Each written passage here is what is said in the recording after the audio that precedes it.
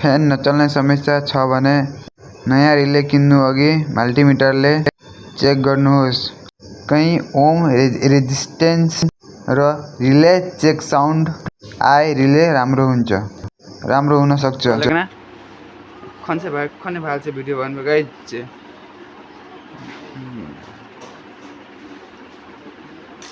मल्टिमिटरलाई 200 ओममा राख्नुपर्छ। मल्टिमिटरको प्रुफलाई रिलेको pin number 85 र 86 मा राख्नुपर्छ। त्यहाँ रेजिस्टेन्स 50 देखि 150 को भित्र देखिनुपर्छ। 85 र 86 नम्बर पिनमा ब्याट्रीको 12 भोल्ट दिँदाखेरि चेक साउन्ड आउनुपर्छ। त्यसपछि यो टेक त गर्नुपर्छ। बिप साउन्ड 12 भोल्टको सप्लाई दिएपछि पिन नम्बर 30 र 85 मा कन्टिन्युटी चेक गर्नुपर्छ। कन्टिन्युटी मोडमा सेट गर्नुपर्छ। देखियो आराम से देखियो। त्यसपछि यसलाई यहाँ टाच गर्नुपर्छ। दोलामा कन्टिन्युटी हुनुपर्छ। लगा यहाँ यसमा र यसमा